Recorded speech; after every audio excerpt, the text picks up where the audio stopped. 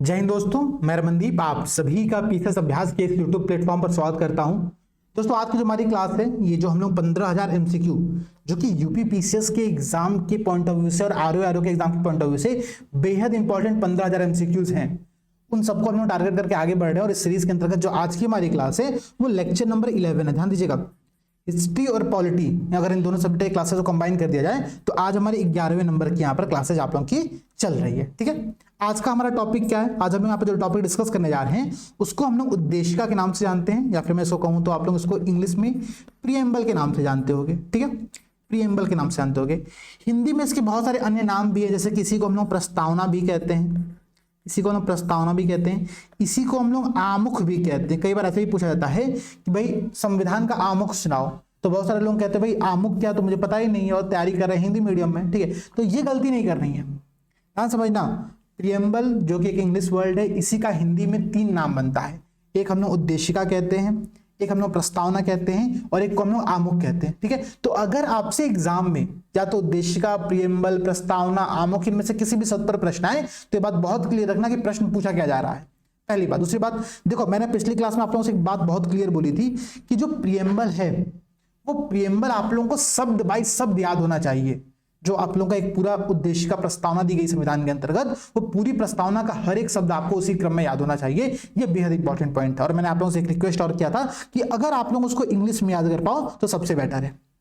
तो आज के क्वेश्चन पर हम लोग जाने से पहले हम लोग क्या करते हैं, पहले बार प्रीएम्बल को देखते हैं कि प्रीएम्बल में कौन कौन से पॉइंट इंपॉर्टेंट है, प्रीएम्बल कैसे याद करना है, उसमें किस शब्द का क्या अर्थ निकलता है, कैसे कैसे क्वेश्चंस बन सकते हैं, सारा पॉइंट यहाँ पर एक बार डिस्कस करेंगे। फिर हम लोग क्वेश्चन पर जाएंगे और प्रीएम्बल के करीब 20-25 क्वेश्चन एग्जाम में पूछे गए थे, वो सारे क्वेश्चन हम लोग एक बार में अटेम्प्ट कर लेंगे।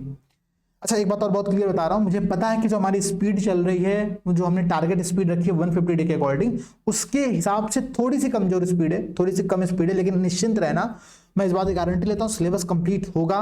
मुझे पता है कैसे कंप्लीट करना है, तो आप लोगों को बस इस चीज को फॉलो करते आना। ठीक है, कई सारे ऐसे सब्जेक्ट आते हैं जिनकी आपको बहुत ज्यादा समय देने की आवश्यकता नहीं होती है, तो उनको हम लोग स्पीड में लेकर आगे बढ़ेंगे। अभी हिस्ट्री और पॉलिटी सबसे मेजर पोर्शन आप लोग का यहाँ पर चल रहा है, तो इसमें समय तो देना पड़ेगा। ठीक है, चलो स्टार्ट करते हैं भाई।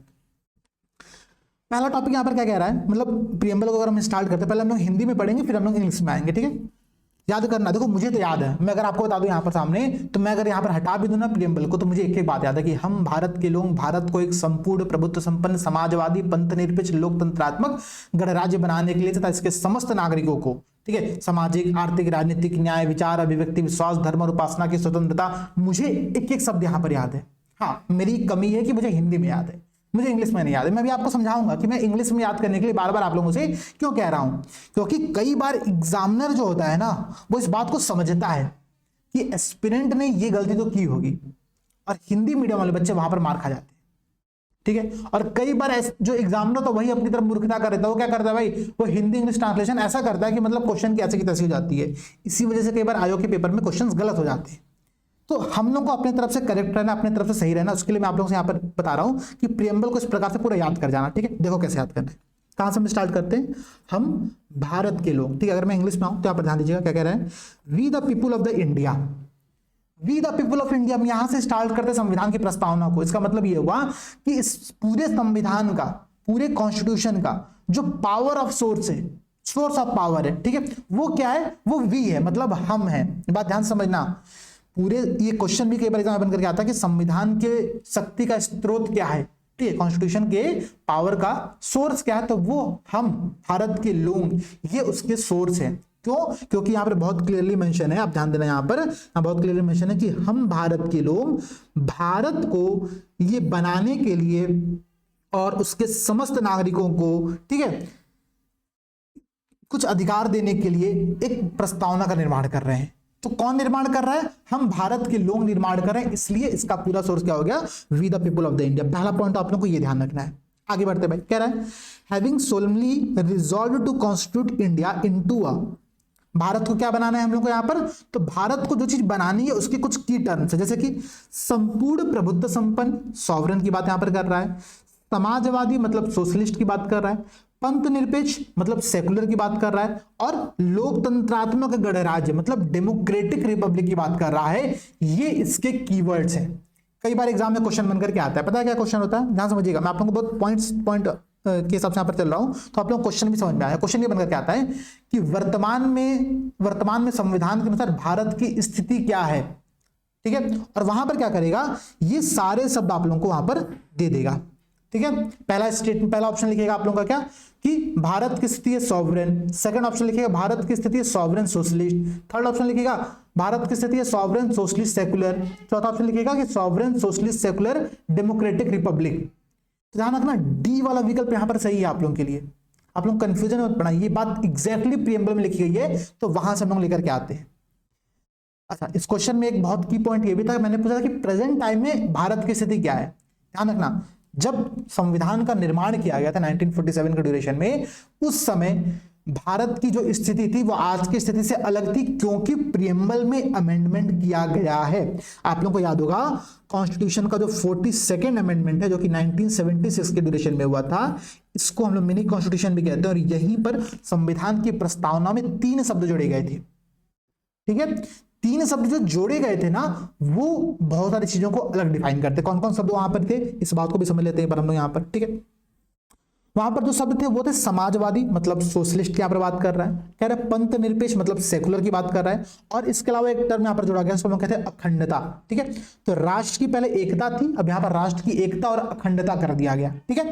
मतलब यहाँ पर क्या कर दिया गया कि यूनिटी के साथ साथ इंटीग्रिटी ऑफ द नेशन जो है, इस टर्म को इस अमेंडमेंट के माध्यम से जोड़ा गया था। तो इस अमेंडमेंट में जो कि 1976 में हुआ था, 42nd अमेंडमेंट था, प्रस्तावना में प्रीएम्बल में केवल एक बार अमेंडमेंट हुआ है और वो ये अमेंडमेंट है, और इसमें 3 शब्द जोड़े गए हैं।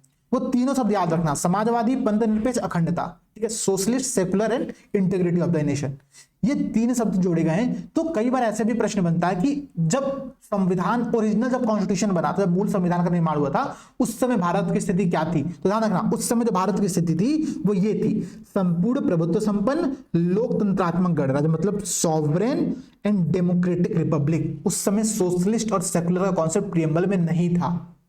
ये मेरे बताने का पूरा उद्देश्य था, ठीक है। तो अब हम प्रीएम्बल को थोड़ा सा और आगे बढ़ते हैं। क्या था भाई, we the people of the India having solemnly resolve to constitute India into a sovereign socialist secular democratic republic and to secure to all its citizen. और इसके साथ साथ भारत के समस्त नागरिकों को हम लोग यहां पर क्या दे रहे हैं, हम लोग यहां पर 4 उद्देश्य को लेकर के आगे बढ़ रहे हैं। कौन सा उद्देश्य है भाई, न्याय, स्वतंत्रता, समता और बंधुता।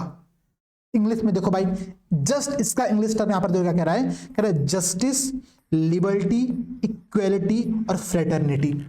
अब गलती पता क्या होती है, कई बार इस स्वतंत्रता का जब हम लोग अंग्रेजी ट्रांसलेशन करते हैं तो कई बार इसको हम लोग फ्रीडम कर देते हैं। ध्यान रखना, प्रीएम्बल में कहीं पर भी फ्रीडम शब्द का प्रयोग नहीं किया गया है। जो शब्द यहां पर प्रयोग किया गया है वो है लिबर्टी। इसीलिए मैं आप लोगों से कह रहा हूं कि प्रीएम्बल के एक एक पॉइंट याद रखो अंग्रेजी में। क्वेश्चन पता क्या देता है, क्वेश्चन में देता है कि इंग्लिश वाले विकल्प में कर देगा आप लोगों का लिबर्टी और जगह पे कर देगा फ्रीडम, तो आप कंफ्यूज हो जाओगे। तो ये गलती मत करना, जो प्रीएम्बल में शब्द है वो है जस्टिस, लिबर्टी, इक्वलिटी और फ्रेटर्निटी। संविधान के प्रीएम्बल के ये 4 उद्देश्य है जिनको कि हम लोग को पूर्ति करना है, ठीक है। क्लियर हो गया। ये चारों उद्देश्य के कई सारे सब पार्ट्स हैं, ठीक है, सब यहां पर डिवीजन किया गया। कैसा डिवीजन है भाई समझते हैं। न्याय, तो न्याय 3 प्रकार के जस्टिस की बात की जा रही है, सोशल, इकोनॉमिक एंड पॉलिटिकल न्याय। सामाजिक, आर्थिक और राजनीतिक न्याय की बात हो रही है, ये याद रखना, ठीक है। इसके बाद क्या बता रहा है, जो हम लिबर्टी की बात कर रहे हैं, जो हम स्वतंत्रता की बात कर रहे हैं, स्वतंत्रता यहाँ पर 5 प्रकार की दी गई है। कौन कौन सी स्वतंत्रता है याद करना, बेहद इंपॉर्टेंट, ठीक है। विचार मतलब क्या हो गया आप लोगों का थॉट, अभिव्यक्ति मतलब एक्सप्रेशन, विश्वास मतलब बिलीफ, धर्म मतलब फेथ और उपासना मतलब वर्शिप, ठीक है। तो ये 5 प्रकार की स्वतंत्रताएं लिबर्टी है, विचार, अभिव्यक्ति, विश्वास, धर्म और उपासना की स्वतंत्रता, मतलब thought, expression, belief, faith and the worship. ये एग्जैक्टली जो क्रम दिया गया है ना, कि सबसे पहले थॉट आता है, फिर एक्सप्रेशन आता है, फिर बिलीफ आता है, फिर फेथ आता है, फिर वर्शिप आता है। ये क्रम याद रखना, प्रीवियस ईयर में पूछा गया है ये क्रम, इसलिए मैं आप लोगों से रिक्वेस्ट कर रहा हूं कि ये क्रम याद कर लेना एक बार। क्या करना है फिर से, विचार, अभिव्यक्ति, विश्वास, धर्म और उपासना की स्वतंत्रता, thought, expression, belief, faith and worship. इन 5 के लिबर्टी या फिर स्वतंत्रता की हम लोग बात करते हैं। और किसकी बात करते हैं भाई, तो हमारा थर्ड एम यहां पर है वो है समता, मतलब इक्वलिटी।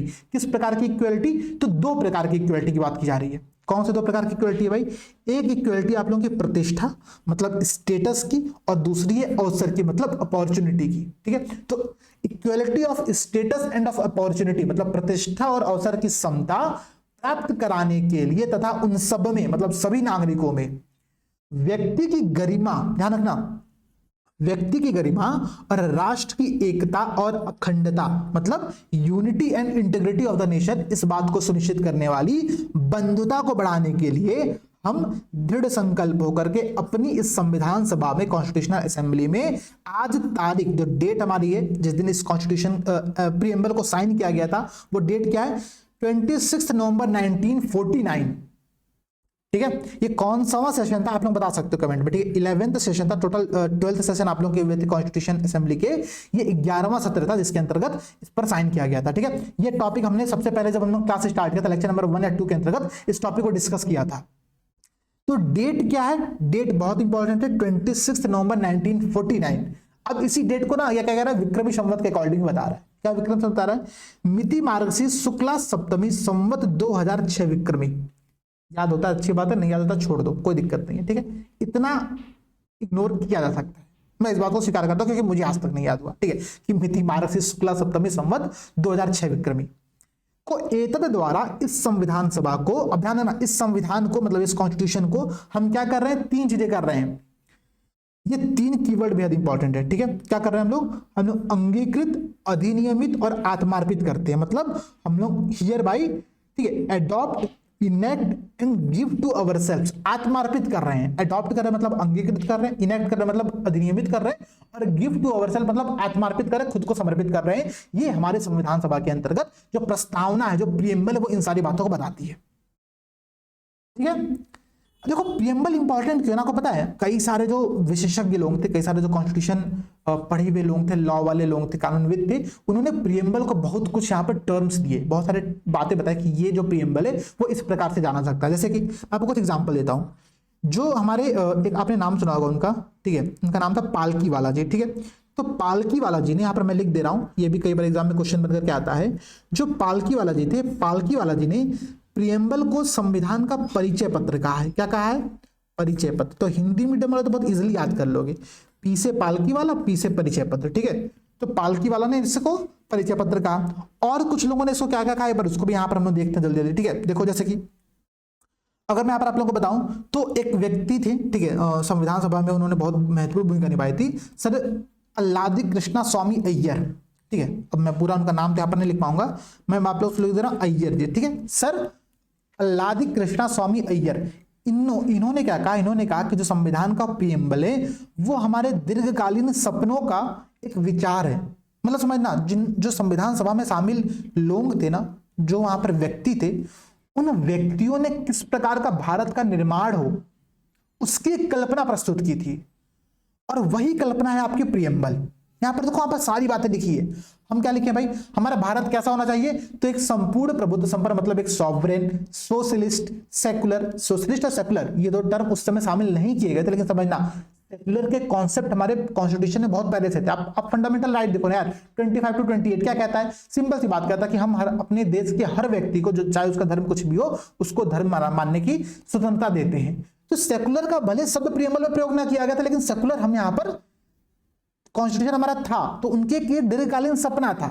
ठीक है, तो जो सर कृष्णा स्वामी अय्यर जी है, अल्लादी कृष्णा स्वामी अय्यर जी है, उन्होंने इसको क्या कहा था? इसको कहा था दीर्घकालीन सपनों का, ठीक है, स्वप्नों का विचार कहा था इसको। ठीक है, तो ये बात याद रखना आप लोग। इसके अलावा एक व्यक्ति और, जिनका नाम बहुत इंपॉर्टेंट है, मुंशी जी, के.एम. मुंशी जिसको हम लोग कहते हैं। ठीक है, के.एम. मुंशी जी। के.एम. मुंशी जी ने क्या कहा?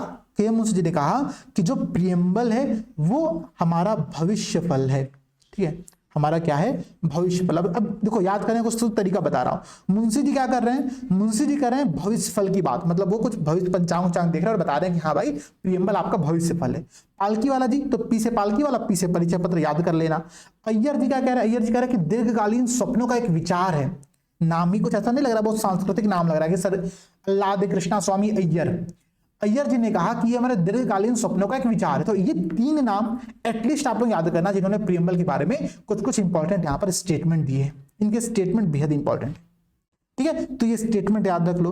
प्रीएम्बल आपने यहाँ पर पढ़ लिया। प्रीएम्बल के मैंने आप लोगों को बहुत क्लियर कहा कि भाई एग्जैक्टली चीजें याद कर लेना। अच्छा, एक बात यहाँ पर और जो छूट गई हम लोग, कई बार एग्जाम में प्रश्न ये पूछता है कि संविधान के प्रियम्बल में कितने प्रकार के जस्टिस, कितने प्रकार के लिबर्टी, कितने प्रकार के इक्वलिटी, कितने प्रकार के फ्रेटर्निटी की यहाँ पर बात की गई है। मतलब न्याय, स्वतंत्रता, समता और बंधुता, इनके नंबर ऑफ सब पार्ट्स कितने हैं। ठीक है, तो क्लियरली याद कर लेना। न्याय 3 प्रकार का है, सामाजिक, आर्थिक और राजनीतिक है, मतलब social, economic and political justice की बात कर रहा है। लिबर्टी 5 प्रकार का हमने देखा कि विचार, अभिव्यक्ति, विश्वास, धर्म और उपासना की स्वतंत्रता की यहाँ पे बात की जा रही है। ठीक है, 5 है। ये क्रम याद कर लेना, मैं फिर से बोला क्रम बेहद इंपॉर्टेंट है। ठीक है, इसके बाद क्या है भाई, समता। तो समता 2 प्रकार की है, प्रतिष्ठा और अवसर की समता यहाँ पर हो गया। बंधुता आप लोगों की 1 प्रकार की, जो कि राष्ट्र की एकता और अखंडता को सुनिश्चित रखता है। ठीक है, तो ये क्रम जो है ना कि कितने प्रकार के justice, liberty, equality and fraternity की बात यहां पर रखी गई है, ये भी एग्जाम में कई बार क्वेश्चन बन करके आया, एक बार नहीं कई बार क्वेश्चन बन करके आया है।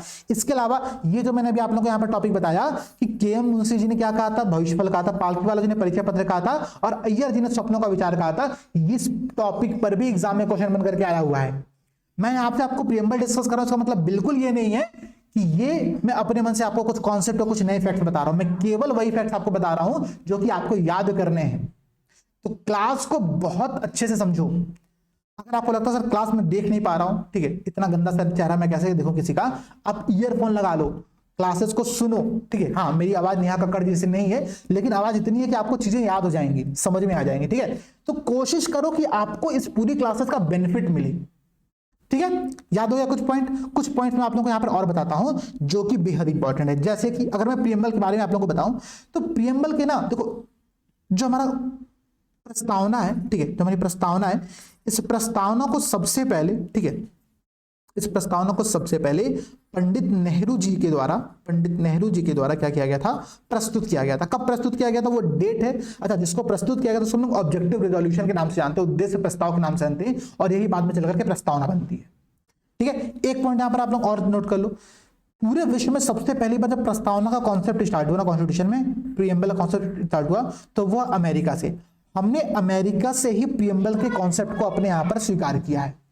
ये बात क्लियर हो गया। ठीक है, लेकिन यहां पर एक बात और ध्यान रखना, हमने पहली क्लास में डिस्कस भी किया था कि जो हमने प्रियम्बल अपने यहां पर स्वीकार किया, वो भले हमने अमेरिका से लिया है, लेकिन हमारे प्रियम्बल की जो भाषा है, जो हमारे प्रियम्बल की लैंग्वेज है, वो हमने ऑस्ट्रेलिया से ली हुई है। तो ये 2 फैक्ट तो भूलना भी मत गलती से। इसके बाद हमने पहले डिस्कस क्या किया था कि ऑब्जेक्टिव रिजोल्यूशन, उद्देश्य प्रस्ताव, जिसको कि पंडित नेहरू जी ने कब प्रस्तुत किया था, उन्होंने प्रस्तुत किया था 13 दिसंबर 1946 को। 9 दिसंबर 1946 को कॉन्स्टिट्यूशनल असेंबली का निर्माण होता है, उसके चौथे दिन क्या होता है, 13 दिसंबर 1946 को संविधान सभा के अंतर्गत पंडित नेहरू जी उद्देश्य प्रस्ताव को प्रस्तुत करते हैं। ये बात ध्यान रखना। ठीक है, इसके बाद जब ये प्रस्ताव पारित होता है तो जो तारीख थी वो तारीख थी 22 जनवरी 1947। ध्यान रखना, 22 जनवरी 1947 को हम इस उद्देश्य प्रस्ताव को पारित करते हैं। यही उद्देश्य प्रस्ताव, यही ऑब्जेक्टिव रिजोल्यूशन आगे चल करके आपका प्रियम्बल का निर्माण करता है। इसकी जो भाषा है वो ऑस्ट्रेलिया से ली गई है और पूरा प्रियम्बल हमने अमेरिका के कॉन्सेप्ट पर आधारित यहां पर स्वीकार किया हुआ है।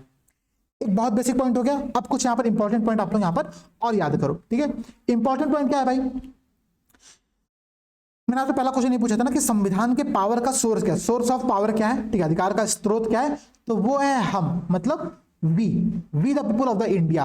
ठीक है, तो एक तो क्वेश्चन यहां पर ये बनता है।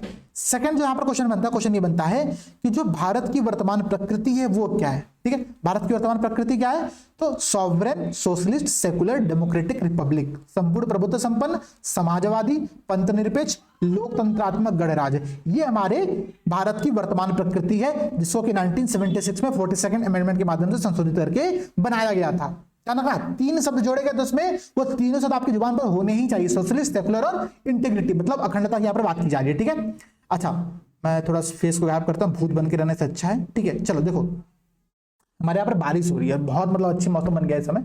ठीक है, सुबह को मुझे लगता है ये 7 बज रहा होगा जब हम इस क्लास को रिकॉर्ड कर रहे हैं यहाँ पर। ठीक है, चलो आगे स्टार्ट करते हैं चीजों को, थोड़ा सा कुछ पॉइंट यहाँ पर और देखते हैं। जो हमारा ये पूरा प्रियम्बल है दोस्तों, ठीक है, इस प्रियम्बल के संदर्भ में आपको मैं एक पॉइंट यहाँ पर और बताता हूं कि जो हमारा ये प्रियम्बल है ना, ठीक है, इस प्रियम्बल को लेकर के सुप्रीम कोर्ट में कई सारे केसेस हुए, कई सारे बातें हुई, कई सारे वाद चले। कुछ प्रमुख वाद जो कि आप लोगों को यहाँ पर याद रखने हैं, जिस पर भी एग्जाम में प्रश्न बन सकता है, वो मैं आप लोगों को बता रहा हूं। जैसे कि सबसे पहला जो फेमस केस यहां पर रहा वो केस था बेरूबाड़ी। ठीक है, बेरूबाड़ी संघवाद। ठीक है, बेरूबाड़ी संघवाद, ठीक है। अच्छा, आपको मुझसे ये मत कहना सर इसको अंग्रेजी में बताइए, अरे बेरूबाड़ी का नाम बेरूबाड़ी होगा, संघ यूनियन केस को आप लोग वाद यहाँ पर मान लो, ठीक है। तो बेरूबाड़ी संघवाद जो हुआ था वो आप लोगों का 1960 के ड्यूरेशन में हुआ, ठीक है। इसके बाद जो आप लोगों का एक इंपॉर्टेंट केस यहाँ पर आता है वो केस था केशवानंद भारती केस। केशवानंद तो पढ़ ही लेना यार, केशवानंद पर तो मतलब प्रीलिम्स के साथ साथ मेंस में भी क्वेश्चन बनता ही बनता है, ठीक है। तो केशवानंद भारतीवाद जो कि 1973 में हुआ। इसके बाद एक यहाँ पर और इंपॉर्टेंट केस है जो है LIC ऑफ इंडिया, ठीक है। LIC ऑफ इंडिया केस जो है, ठीक है, ये केस आप लोगों का 1993 के ड्यूरेशन में हुआ, ठीक है। इन तीनों केस में कुछ कुछ बातें बोला गया। सबसे पहला केस जो कि बेरूबाड़ी संघवाद है उसमें यह बात स्वीकारा गया कि जो संविधान की प्रस्तावना है, ध्यान रखना बहुत क्लियर बात बोला, जो प्रियम्बल है वो संविधान का भाग नहीं है, ये बात बेरूबाड़ी संघवाद में बोला गया था। 1960 में इस बात को बोला गया कि बेरूबाड़ी संघवाद ये बात बोलता है कि प्रस्तावना संविधान के भाग नहीं है। केशवानंद भारती केस में यहीं पर इस बात को पलट दिया जाता है, अपने पुराने निर्णय को सुप्रीम कोर्ट खारिज करता है और ये बात स्वीकार करता है कि नहीं भाई, प्रियम्बल जो है वो संविधान का भाग है और सरकार चाहे तो, मतलब संसद चाहे तो, पार्लियामेंट चाहे तो प्रियम्बल में अमेंडमेंट कर सकती है, लेकिन उसके बेसिक स्ट्रक्चर, उसकी जो मूल संरचना है उसमें किसी भी प्रकार का परिवर्तन यहां पर नहीं किया जा सकता है। ये बात केशवानंद भारती केस में 1973 में बोली गई थी, ये बात इंपॉर्टेंट है। इसी जस्टिस को, इसी निर्णय को सुप्रीम कोर्ट फिर से आपका 1993 में LIC ऑफ इंडिया केस में फिर से इस बात को स्वीकार करते, इस बात को स्वीकार करते कि नहीं भाई, संविधान प्रस्तावना जो संविधान का भाग है, ठीक है। तो ये तीन इंपॉर्टेंट केस जो कि आप लोगों को प्रियम्बल के संदर्भ में याद रखना है। मैं फिर से बोल रहा हूं, आपको ये सारे फैक्ट जो मैं फैक्ट आप लोगों से डिस्कस कर रहा हूं याद करने ही करने हैं। इसके बाद जो आज प्रियम्बल का एक लास्ट फैक्ट आप लोगों के लिए, लास्ट फैक्ट ये है कि जो प्रियम्बल हमारा है वो गैर न्यायिक है।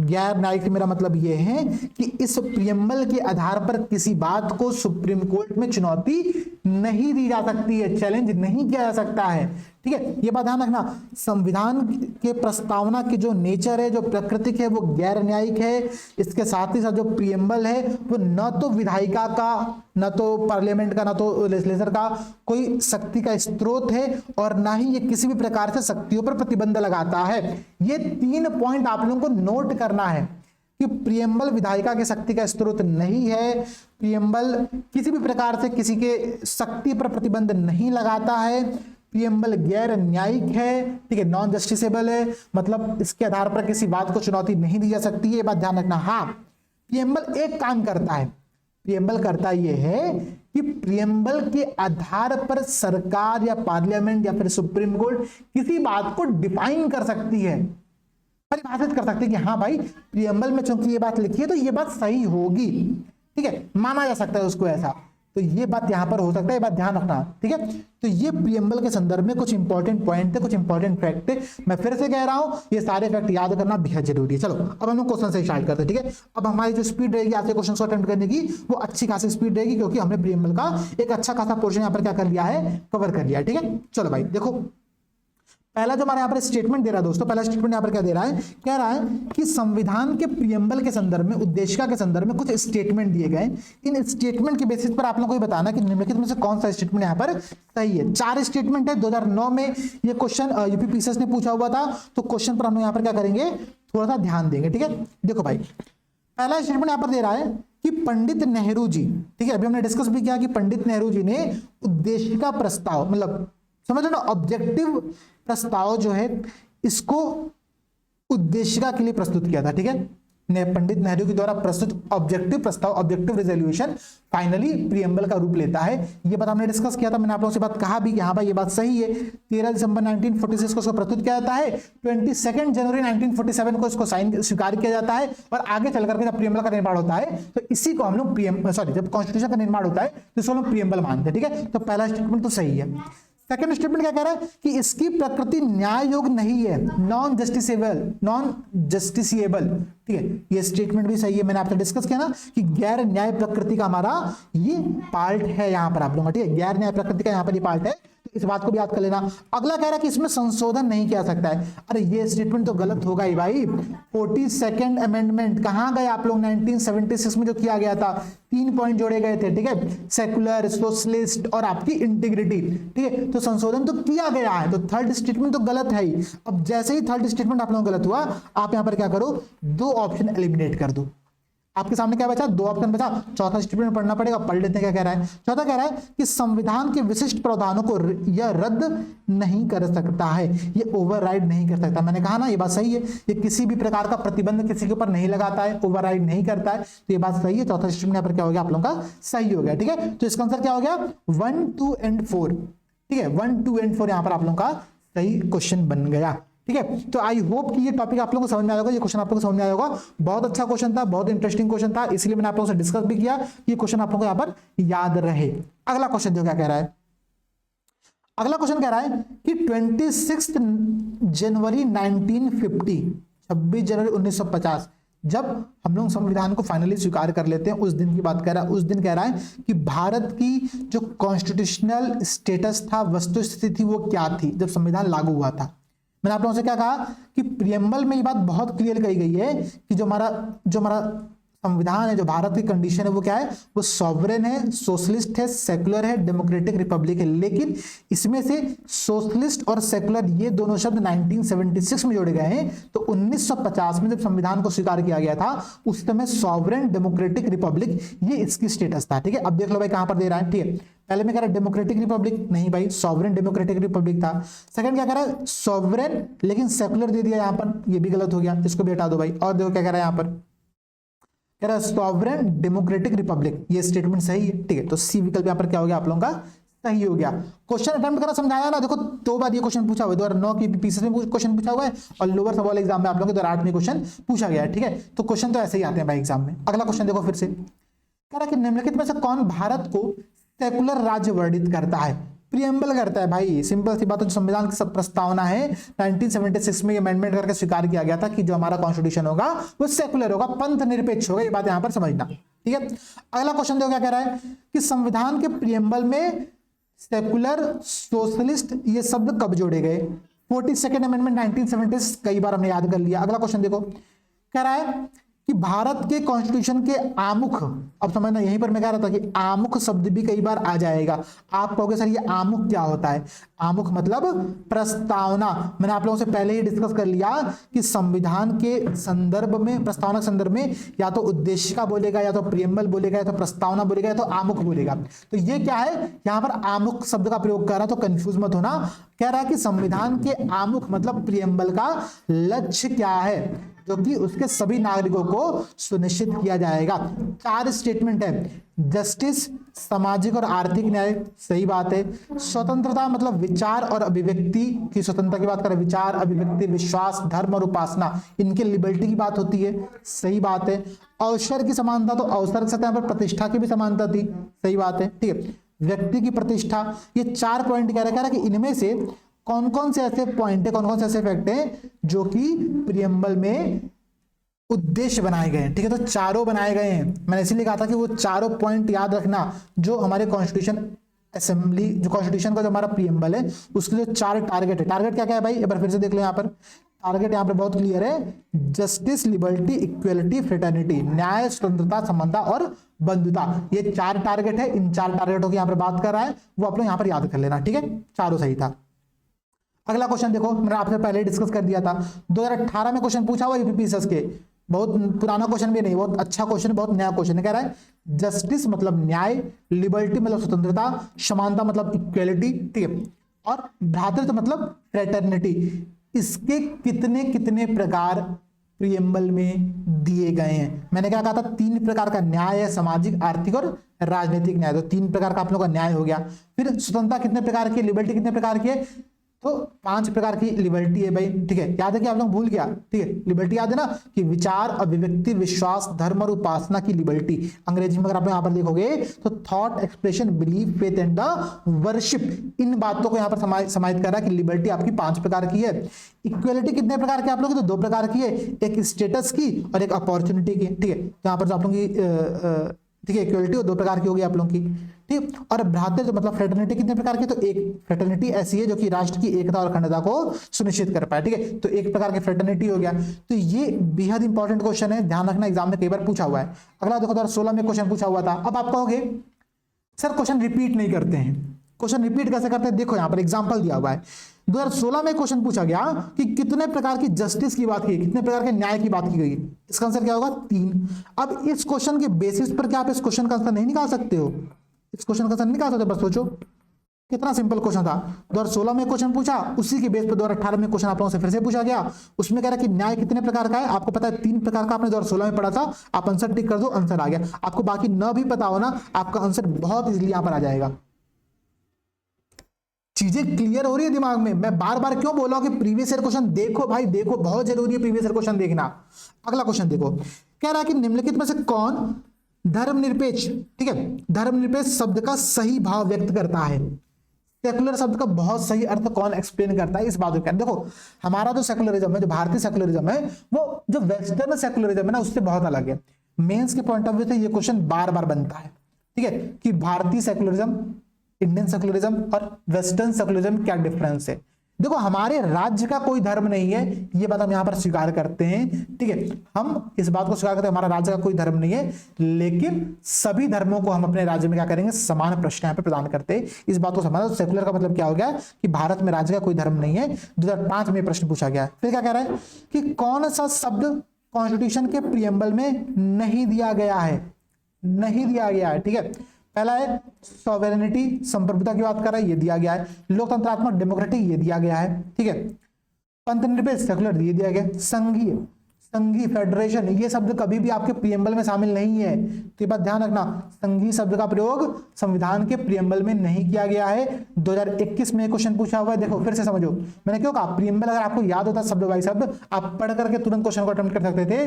मन में पढ़ता कि संघीय शब्द आ रहा है कि नहीं आ रहा है, आपको लगता है नहीं आ रहा है, आपका आंसर यहाँ पर इजिली आ जाता, ठीक है। अब देखो भाई, संविधान के प्रीएम्बल में निम्नलिखित में से किस लिबर्टी का वर्णन नहीं है। फिर से वही क्वेश्चन है, आपको प्रीएम्बल याद होना चाहिए। 5 प्रकार की लिबर्टीज थी, विचार, अभिव्यक्ति, विश्वास, धर्म और उपासना, ठीक है।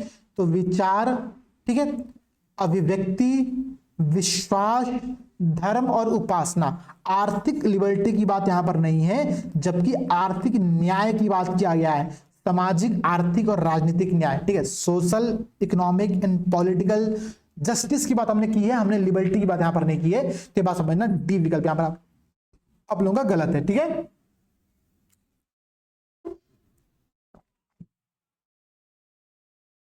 तो ये क्वेश्चन बड़ा अच्छा क्वेश्चन है, ठीक है। कह रहा संविधान का कौन सा भाग, ठीक है, भाग की बात कर रहा है, ध्यान समझना, संविधान की आत्मा कहलाता है, ठीक है। अब इसका 2 आंसर जनरली निकल करके आपके सामने आएगा जब भी आप क्वेश्चंस की प्रैक्टिस करोगे, तो ठीक है। क्यों निकल करके आएगा, इस बात को समझो। क्योंकि अंबेडकर जी ने, ठीक है, अंबेडकर जी ने संविधान की आत्मा किसी और चीज को कहा हुआ है, लेकिन जनरल टर्म्स में संविधान की आत्मा किसको कहा जाता है, वो कहा था संविधान के प्रीएम्बल को, ठीक है, कि प्रीएम्बल में संविधान का पूरा निचोड़ समाहित है।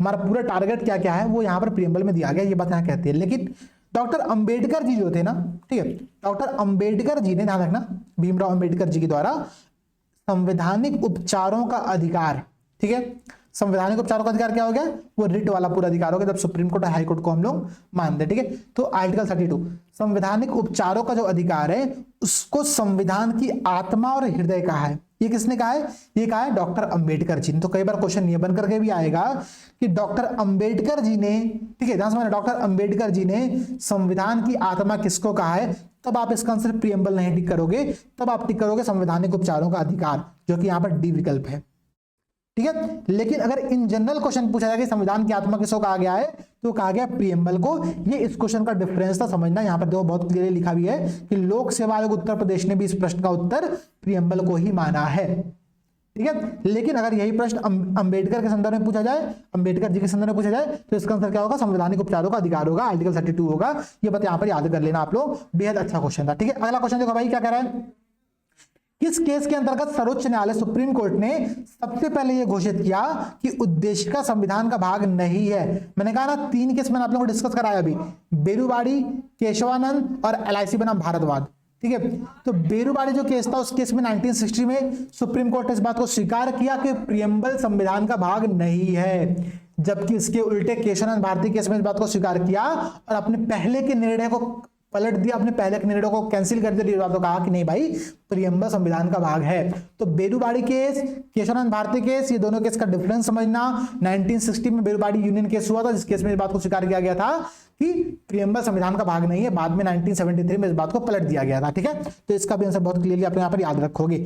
अगला क्वेश्चन देखो क्या कह रहा है कि सुप्रीम कोर्ट ने कब ये धारणा व्यक्त की कि जो उद्देश्य का है वो संविधान का भाग है, ठीक है। बहुत क्लियर सी बात है भाई, आप यहाँ पर देख लो, ठीक है।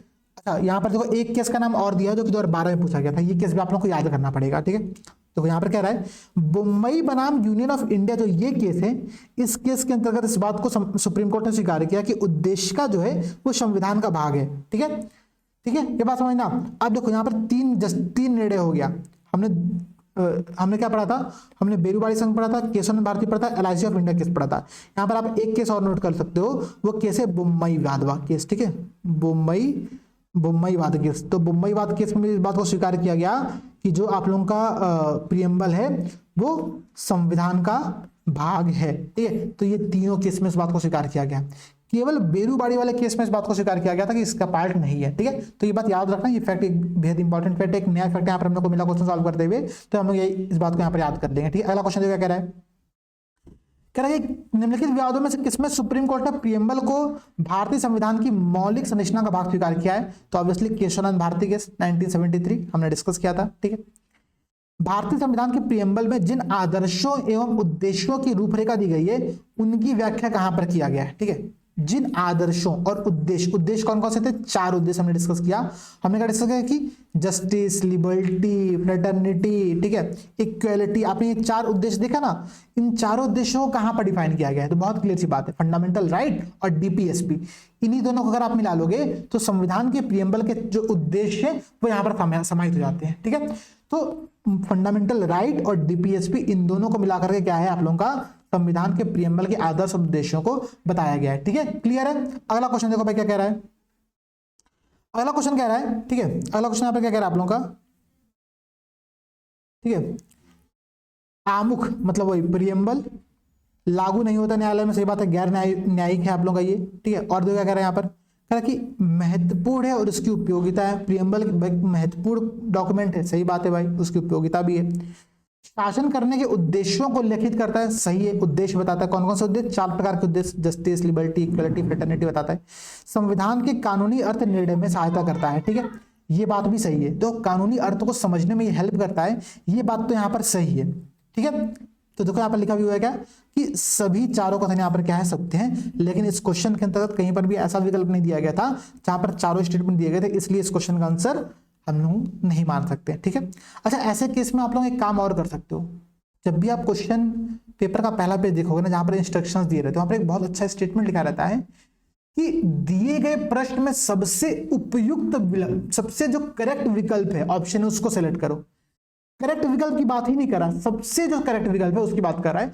तो यहां पर सबसे करेक्ट विकल्प होगा जहां पर maximum number of correct statement शामिल किए जा रहे हैं, ठीक है। तो 2, 3 और 4 या फिर 1, 2 और 3, ये भाई दोनों स्टेटमेंट सही हो सकता है, ठीक है। तो ऐसा क्वेश्चन है, बहुत सिंपल सी बात है। हालांकि क्वेश्चन का गलत था क्योंकि चारों स्टेटमेंट सही हुए जो कि कोई विकल्प में शामिल नहीं था, ठीक है। अब क्लियर, आगे बढ़ते हैं। कौन सा कथन सत्य है, तो 8 में पूछा गया मेंस में। देखो क्या कह रहा है भाई, सामाजिक समानता संविधान में प्रस्तावित नहीं है, सही बात है भाई, ठीक है। सामाजिक समानता थोड़ी है, जब हम इक्वलिटी की बात करते हैं 2 प्रकार की इक्वलिटी, अपॉर्चुनिटी और आपकी प्रतिष्ठा, ठीक है। देश में सामाजिक समानता पहले से विद्यमान थी। सामाजिक समानता संविधान में प्रत्याभूत है। अच्छा, सामाजिक समानता समाज में संविधान में प्रत्याभूत है मतलब संविधान में है, सही बात है ना, फंडामेंटल राइट्स में दिया गया है आर्टिकल 14 से 80 के मध्य में। तो सी वाला विकल्प आप लोग यहाँ पर क्या हो गया, सही है, ये विकल्प सही था। ये प्रियम्बल की बात नहीं कर रही, पूरे कॉन्स्टिट्यूशन की बात कर रहा है। तो पूरे कॉन्स्टिट्यूशन में आप देखोगे यहाँ पर, तो जो सामाजिक समानता है, सोशल इक्वलिटी है, वो संविधान में आर्टिकल नंबर 14 से 80 के मध्य में क्या किया गया है, दिया गया, इसको हम फंडामेंटल राइट कहते हैं, ठीक है। अगला क्वेश्चन देखो भाई, अच्छा अगला क्वेश्चन है, बस यहाँ पर खत्म हो गया। 17 क्वेश्चन दिए गए थे आप लोगों को प्रियम्बल से। हमने इस पूरे प्रियम्बल के टॉपिक को बहुत ही अच्छे से डिस्कस किया है। मुझे उम्मीद है कि प्रियम्बल का जो पोर्शन मैंने आप लोगों को सबसे पहले पढ़ाया है, डिस्कस किया चीजें आप लोगों के साथ, वो आप लोग याद करोगे। प्रियम्बल के इस पूरे एक एक शब्द को आप लोग बाई वर्ड याद करना। मैं फिर से कह रहा हूं, प्रीलिम्स में काम आएगा, मेंस में काम आएगा, इंटरव्यू में कई बार सबसे पहला जो क्वेश्चन इंटरव्यूअर पूछता है ना एस्पिरेंट से, वो क्वेश्चन यही पूछता है। क्या पूछता है भाई? चलो संविधान का प्रस्तावना सुनाओ, संविधान का प्रीएम्बल सुनाओ एक बार। बस पहला स्टेटमेंट ही यही होता है, क्योंकि देखो क्या होता है ना कि कई बार जो इंटरव्यूअर होता है उसको बातचीत करने के लिए कोई मुद्दा चाहिए होता है। अब वो आपसे कोई बहुत बड़ी बड़ी बातें नहीं करता, बहुत छोटी बात कर, उसको पता है हर व्यक्ति ने प्रीएम्बल पढ़ा हुआ है, तो प्रीएम्बल आपसे पूछ देगा भाई प्रीएम्बल सुनाओ। मैक्सिमम टॉपर्स आप पूछ लेना, उनका इंटरव्यू देख लेना, उनके स्क्रिप्ट में प्रीएम्बल पूछा जाता है। ठीक है, तो प्रीएम्बल याद तो करना ही पड़ेगा। आज नहीं करोगे तो इंटरव्यू में करोगे, आज कर लोगे तो हो सके इंटरव्यू देने का मौका आप लोगों को मिल जाए। ठीक है, इसलिए कह रहा हूं प्रीएम्बल याद कर लेना। तो ये आज की आप लोगों की क्लास थी। क्लास कैसी लगी? देखो मैं अपनी क्लास में बहुत एफर्ट्स कर रहा हूँ आप लोगों के लिए। ठीक है, बहुत एफर्ट्स कर रहा हूँ, जो कि हमारे लिए बहुत अच्छी बात है। ठीक है, और मतलब ये एफर्ट मैं तभी कंटिन्यू भी कर पाऊंगा। ठीक है, देखिए लाइट भी यहाँ पर आ गया आप लोगों को। ठीक है, मैं ये एफर्ट तभी कंटिन्यू भी कर पाऊंगा जब आप लोग लगातार साथ दोगे। आप लोगों का साथ, आप लोगों का सपोर्ट, आप लोगों का विश्वास हमारे लिए बेहद इंपॉर्टेंट है, क्योंकि ये जो पूरी सीरीज चलाई जा रही है 150 डे की, देखो एक बात बहुत क्लियर समझना, 150 डे की पूरी सीरीज आप लोगों के लिए हम लोग फ्री चला रहे हैं, निःशुल्क चला रहे हैं। ठीक है, और यही कारण है कि बहुत सारी ऐसी चीजें जो कि हम आपको प्रोवाइड करना चाहते हैं लेकिन प्रोवाइड नहीं कर पा रहे। जैसे कि मेंस की जो सीरीज चल रही है, हम आपको मॉडल आंसर नहीं दे पा रहे। मेंस की जो सीरीज चल रही है उसमें कॉपी वैल्यूएशन सबका नहीं हो पा रहा, क्योंकि भाई ठीक है फ्री में कितने लोग काम कर पाएंगे? कोई नहीं काम कर सकता। मैं खुद फ्री में लॉन्ग टर्म तक काम नहीं कर सकता हूँ। 150 डे की सीरीज आप लोगों के लिए स्टार्ट की है, आप लोगों को सपोर्ट देने के लिए, आप लोगों को भाई एग्जाम में बहुत हेल्प करने के लिए, क्योंकि हमने आपको इससे पहले एक जगह पर आपसे वादा किया था कि भाई प्रीलिम्स तक हम लोग आपके साथ रहेंगे। उसी वादा की पूर्ति के लिए हम लोग यहाँ पर क्या करें, आप लोगों के साथ इस पूरे इनिशिएटिव को लेकर के आगे बढ़े। तो ज्वाइन करो अभी। कल की बात है, मतलब कल सबसे पहली जो अर्निंग हमारे चैनल पे हुई वो किसी दोस्त ने, किसी एस्पिरेंट ने जो इस वीडियो को देख रहा था, उसने हम लोग को सुपर चैट किया। ठीक है, 100 रुपए का, जो कि हमारे लिए पहली अर्निंग है इस पूरे चैनल पर, जो कि हमारे लिए बहुत अच्छी बात है। ठीक है, बहुत मोटिवेशन मिलता है आप लोगों के सपोर्ट से। तो सबसे अच्छी बात है, वीडियो को देखो, कमेंट करो, वीडियो को लाइक करो। ठीक है, और मैक्सिमम फ्रेंड्स का शेयर करो, क्योंकि हमारा एफर्ट अगर सब तक पहुंचेगा तब हमारा फायदा है। हमारा अगर फायदा होगा तभी हम आपके लिए कुछ नए इनिशिएटिव लेकर के आ सकते हैं। ठीक है, तो जय हिंद दोस्तों, मिलते हैं आप लोगों से अगली क्लास में। जय हिंद, जय भारत।